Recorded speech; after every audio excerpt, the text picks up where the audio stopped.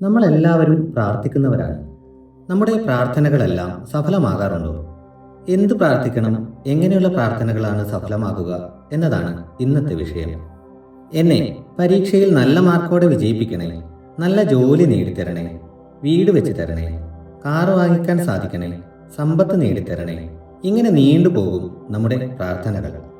ഇനി ഈ പ്രാർത്ഥനകളൊക്കെ സാധിപ്പിച്ചു തന്നാൽ അതിനുള്ള നേർച്ച നേരാനും നമ്മൾ മടിക്കാറില്ല.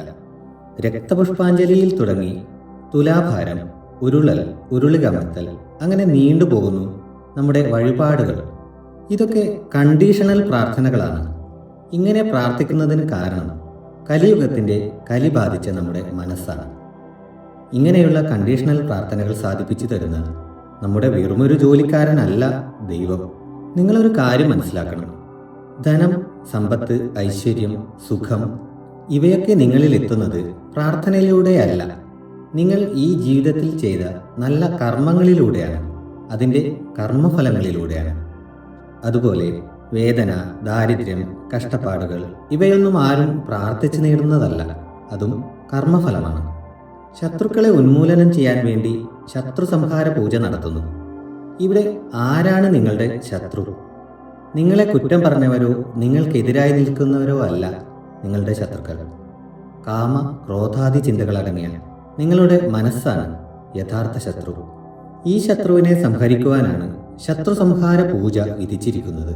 കർമ്മത്തെയും അതിലൂടെയുള്ള കർമ്മഫലത്തെയും നിയന്ത്രിക്കുന്നത് മനസ്സാണ്. ഈ മനസ്സിനെ നിയന്ത്രിക്കാനാണ് നമ്മൾ ശ്രമിക്കേണ്ടത്. ചെയ്യുന്ന കർമ്മം നല്ലതായാലും മോശമായാലും കർമ്മത്തിൻ്റെ ഫലം നമുക്ക് ഇന്നല്ലെങ്കിൽ നാളെ തീർച്ചയായും കിട്ടും. ആപത്തിൽപ്പെട്ട ഒരാളെ നിങ്ങൾ സഹായിച്ചാൽ നിങ്ങൾക്കൊരാപത്ത് വരുമ്പോൾ നിങ്ങളെ സഹായിക്കാൻ ഒരുപാട് പേർ വരും. പറഞ്ഞു വരുന്നത്, പ്രാർത്ഥിക്കേണ്ടത് കർമ്മഫലം നന്നാവാൻ വേണ്ടിയാണ്. കർമ്മഫലം നന്നാവണമെങ്കിൽ കർമ്മം നന്നാവണം. കർമ്മം നന്നാവണമെങ്കിൽ നമ്മുടെ മനസ്സ് നന്നാവണം. ഇന്നു മുതൽ കണ്ടീഷണൽ പ്രാർത്ഥനകളൊക്കെ മാറ്റി നിർത്തി മനസ്സ് നന്നാവാൻ പ്രാർത്ഥിച്ചു തുടങ്ങാം. അപ്പോൾ പറയും, എന്താ എൻ്റെ മനസ്സ് നല്ലതല്ലേ എന്ന്.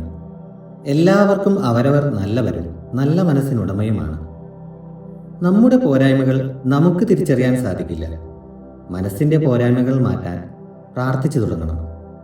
എൻ്റെ മനസ്സ് നന്നാവണേ എന്നൊരു ഒറ്റ പ്രാർത്ഥന മതി നിങ്ങളുടെ ജീവിതം മാറി മറിയാൻ.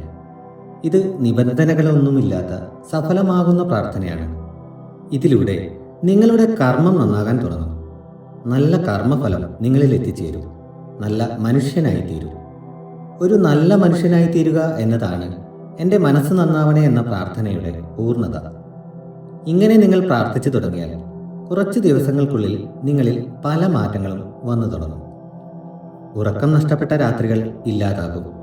നിങ്ങളിൽ സന്തോഷം നിറയും. നിങ്ങൾക്കാവശ്യമുള്ളത് നിങ്ങളെ തേടി വരും. ഒരു നല്ല മനുഷ്യന് മനസ്സമാധാനമാണ് അത്യാവശ്യം വേണ്ടത്. അതെന്നും നിങ്ങളിൽ ഉണ്ടാകും. സന്തോഷവും സമാധാനവും തകർക്കുന്നതൊന്നും തന്നെ നിങ്ങളുടെ കർമ്മഫലത്തിൽ ഉണ്ടാവില്ല. ഇന്നു മുതൽ നിങ്ങളുടെ മനസ്സ് സുന്ദരമായി തീരട്ടെ എന്ന് പ്രാർത്ഥിച്ചുകൊണ്ട് ശിവോഹം.